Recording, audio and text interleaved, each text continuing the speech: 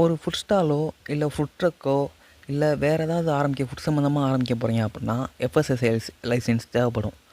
But நீங்கள் street ஓரமாக எந்த பிஸ்னஸ் இருந்தாலும் சரி, ஃபுட்டாக இருந்தாலும் சரி, ஃபுட் ட்ரக்காக இருந்தாலும் சரி, இல்லை செருப்பு விற்கிறது, செருப்பு தைக்கிறது, இல்லை சும்மா துணிமணி விற்கிறது, எதாக இருந்தாலும் சரி, காய்கறியோ எதுவாக இருந்தாலும் ஸ்ட்ரீட் வெண்டாருக்குள்ளே வருவீங்க. அதுவும் இல்லாமல் ஒரு அம்மா இப்போது தலையில் வச்சுக்கிட்டு தான் போகிறாங்க, போய் சோமாஸ் விற்கிறாங்க, வேறு ஏதாவது ஸ்நாக்ஸ் விற்கிறாங்க அப்படின்னாலும் அவங்களும் ஸ்ட்ரீட் வெண்டாருக்குள்ளே தான் வருவாங்க. ஸ்ட்ரீட்டில் நீங்கள் விற்கிறீங்க அப்படின்னாலே மேக்ஸிமம் ஸ்ட்ரீட் வெண்டாருக்குள்ளே வந்துடுவீங்க. அது எப்படின்னா, ஸ்ட்ரீட் வெண்டார் ஆக்டில் ஸ்ட்ரீட் வெண்டார் அப்படின்றதுக்கு மீனிங் இந்த பிக்சரில் காட்டுறேன். அது மேக்ஸிமம் படித்து பார்த்தா எல்லாத்தையுமே உள்ளே கொண்டு வந்துடும். எக்ஸாக்டாக நான் சொன்ன மீனிங் இல்லைனாலும் நீங்கள் படித்து பார்த்தா ஸ்ட்ரீட்டில் யார் யார் ஓரமாக போட்டிருக்காங்களோ அவங்க எல்லாத்தையுமே ஸ்ட்ரீட் வெண்டாரில் கொண்டு வந்துடும். அதுக்காண்டி எல்லாருமே நம்ம ஸ்ட்ரீட் வெண்டாராக இருந்து இந்த தொழில் பண்ணலாமான்னு கேட்டிங்கன்னா அப்படி முடியாது. நான் இன்னொரு செக்ஷனையும் போட்டு காட்டுறேன். அதுபடி லிவ்லிஹுட்டுன்னு ஒன்று இருக்குது.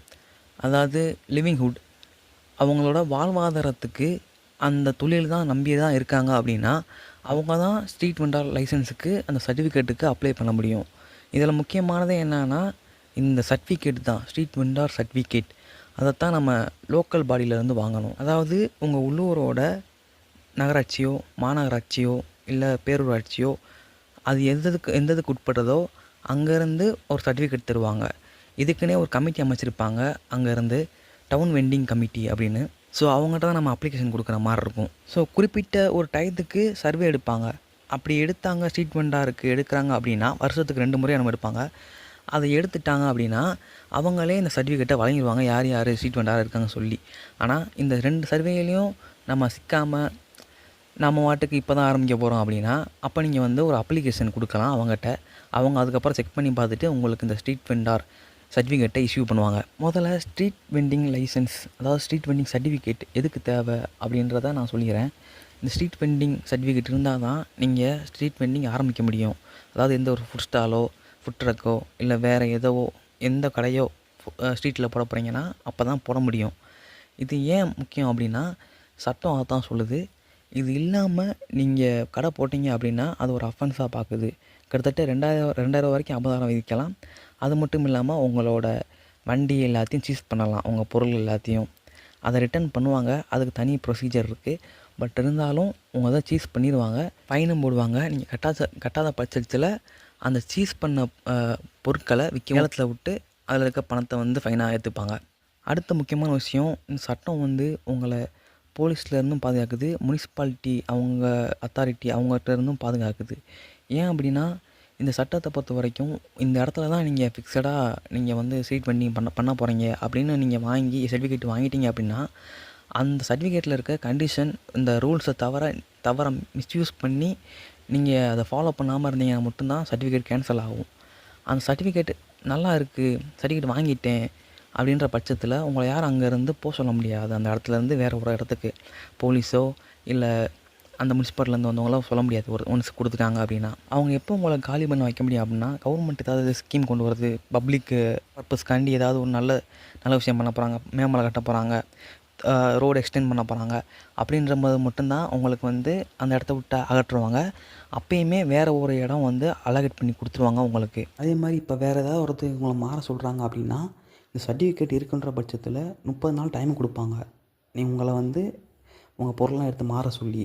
பட் சர்டிஃபிகேட் இல்லை அப்படின்னா அப்பயே சீஸ் பண்ணிடுவாங்க, ஃபைனும் போடுவாங்க. பட் ஏதாவது ஒரு ஃபுட் ட்ரக் எடுக்கிறீங்க அப்படின்னா மட்டும் உங்கள் ஆர்டிஓட்ட கன்சல்ட் பண்ணணும். நீங்கள் அவங்ககிட்ட போயிட்டு ஒரு வார்த்தை கேட்டுக்கோங்க.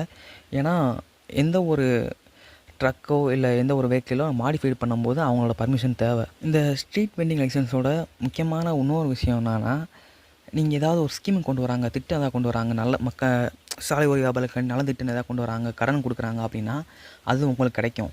இந்த லைசன்ஸ் இல்லை அப்படின்னா உங்களுக்கு அது கிடைக்காது. அதுதான் உண்மை. ஏன்னா இதுக்கு முன்னாடி 2020 கொரோனா பீரியட் அப்போ ஒரு கடன் தொகை வழங்கினாங்க இந்த சாலை ஓர வியாபாரிகளுக்காக முன்னேற்றத்துக்காண்ட சொல்லிட்டு. சென்ட்ரல் கவர்மெண்ட் வந்து ஒரு 50,000 வரைக்குமே வந்து வழங்கினாங்க. 10,000 ஒரு தாட்டி, 20,000 ஒரு தாட்டி, 30,000 ஒரு தாட்டின்னு சொல்லி வழங்கினாங்க.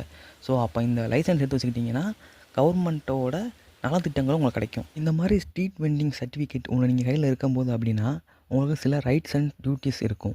அதாவது ரைட்ஸ் என்னன்னா, நீங்கள் எங்கே வேணால் போயிட்டு வெண்டிங் ஜோன் அப்படின்ற இடத்துல, அதாவது இங்கே தான் சாலை ஓர வியாபாரம் பண்ணணும் அப்படின்ற மாதிரி கொடுத்துருப்பாங்க. அந்த ஏரியாவில் மட்டும் பண்ணணும். நோ வெண்டிங் ஸோன் ஒன்று இருக்கும். அந்த மாதிரி ஏரியாவில் வியாபாரம் பண்ணக்கூடாதுன்னு சொல்லியிருப்பாங்க. நீங்கள் இந்த வெண்டிங் ஸோன் ஏரியாவில் நீங்கள் போட்டுக்கலாம் கடையை. ஸோ அதுக்கு உங்களுக்கு அனுமதி இருக்குது, யாரும் வந்து கேட்க முடியாது. 2வது என்னென்னா, இப்போ ரோடு எதாவது எக்ஸ்டெண்ட் பண்ணுறாங்க, இல்லை பாலம் கட்டுறாங்க, அந்த மாதிரி வேலை நடக்கும்போது அது ஒரு பப்ளிக் பர்பஸ்க்கு நடக்கும். அப்போ மாதிரி இடத்துல உங்களை வந்து வேறு இடத்துக்கு மாற்றுவாங்க. அப்படின்றபோது இந்த சர்டிஃபிகேட் இருந்தால் மட்டும்தான் உங்களுக்கு வேறு ஒரு இடத்துல ரீலொகேஷன் பண்ண உங்களுக்கு அனுமதிப்பாங்க, வேறு இடத்துல போய் வியாபாரம் பண்ணுறதுக்கு. ஸோ சில கடமைகளையும் கொடுத்துருக்காங்க. என்ன அப்படின்னா, நீங்கள் இருக்க இடத்த வந்து க்ளீனாக வச்சுக்கணும், பப்ளிக் பொருட்களை வந்து டேமேஜ் பண்ணக்கூடாது. அதே மாதிரி என்னென்னா, நீங்கள் இப்போது காலையில் அல்லது சாயந்தரம் இந்த மாதிரி 2 நேரத்தில் ஏதாவது ஒரு நேரம் தான், நைட்டு தான் வந்து கடை போடுறேன் அப்படின்னா, அப்போது வந்து என்னென்ன பொருட்கள்லாம் வச்சுருக்கீங்களோ அது திரும்பக்க அகற்றிடணும். ஏன்னா காலைல வரவங்க அந்த இடத்துல போடுவாங்க. ஸோ ஃபுல் டேனால் பரவாயில்ல. ஆனால் நீங்கள் டைம் மாறி மாறி பண்ணுறீங்க அப்படின்னா, நைட் பண்ணுறீங்க அப்படின்னா, அப்போது வந்து அந்த எல்லாத்தையும் எடுத்துகிட்டு போயிடணும், உங்கள் ஜாமான் எல்லாத்தையும். ஸோ அப்புறம் என்னென்னா, அதுக்கான ஃபீஸ் ஏதாவது இருந்தால் அதை பே பண்ணணும். உங்கள் முனிசிபாலிட்டிலேருந்து ஏதாவது ஃபீ பே பண்ண சொல்கிறாங்க மெயின்டெனன்ஸ் பண்ணுறதுக்கு, அந்த மாதிரி ஏதாவது ஃபீ பே சொன்னாங்கன்னா அப்போ மட்டும் நீங்கள் அதை பே பண்ணணும். அதுதான். யார் யாருக்கெல்லாம் இந்த சர்டிஃபிகேட் கொடுப்பாங்க அப்படின்னா, அதுக்கு சில கண்டிஷன்ஸ் இருக்குது. 14 வயசு ஆகிருக்கணும். சர்டிஃபிகேட்டை ரெண்ட்டுக்கு கொடுக்கக்கூடாது, யார்கிட்டையும் செல் பண்ணக்கூடாது. இதுக்கு முன்னாடி கலப்படம் அந்த மாதிரி பண்ணி, இல்லை போதைப் பொருளை விற்று அந்த மாதிரி இந்த சாலை ஓர வியாபாரத்தில் பண்ணி மாட்டிருக்கக்கூடாது. இந்த சர்டிஃபிகேட் வேணுன்ற பட்சத்தில் நீங்கள் இந்த ஒரு மாடல் கொடுக்குறேன், அந்த மாடலில் இருக்க மாதிரி தான் ஃபார்மேட்டு. ஸோ அங்கே போய் கேளுங்க, ஃபார்ம் கிடைக்குமான்னு. இல்லைன்னா இந்த ஃபார்மை நீங்களே எடுத்துகிட்டு போயிருங்க. மேக்ஸிமம் அங்கே கேட்டலாம் கொடுப்பாங்க. நீங்கள் அதை ஃபில் பண்ணி கொடுத்தனா மட்டும் போதும். அதுக்கடுத்து அவங்க வெரிஃபை பண்ணி உங்களுக்கு அந்த சர்டிஃபிகேட்டை இஷ்யூ பண்ணுவாங்க. முக்கியமான விஷயம் என்னென்னா, இந்த சர்டிஃபிகேட்டில் இருக்க கண்டிஷன்ஸை நீங்கள் ஃபாலோ பண்ணணும். அதை நீங்கள் ஃபாலோ பண்ணலை அப்படின்னா, உதாரணத்துக்கு க்ளீனாக வச்சுக்கிறது, இந்த இதை செல் பண்ணாமல் இருக்கிறது, இந்த சர்டிஃபிகேட்டை. ஸோ இந்த மாதிரி இந்த மாதிரி விஷயங்களை வந்து மீறுறீங்க அப்படின்னா, இந்த சர்டிஃபிகேட்டை கேன்சல் பண்ணி விட்ருவாங்க. ஸோ அதுக்காண்டி நான் வந்து எப்போயாவது வெளியே இருக்கேன், இல்லை ஏதாவது ஸ்டூடெண்ட்டாக இருக்கேன், நான் ஏதாவது செய்யணும்னு ஆசைப்பட்றேன் அப்படின்னா, நீங்கள் அந்த முனிசிபாலிட்டி, அவங்க லோக்கல் பாடி யார் இருக்காங்களோ அந்த லோக்கல் ஆத்தர்கிட்ட போய் கேளுங்க. இந்த மாதிரி நான் வேறு டிஸ்ட்ரிக், இந்த மாதிரி வேறு இடத்துல வந்திருக்கேன், இப்போ எனக்கு தேவைப்படுது அப்படின்ற மாதிரி சொல்லி அவங்கள்ட்ட கேட்டு பாருங்கள். அப்புறம் அவங்க தான் இதில் முடிவெடுப்பாங்க. This is the end.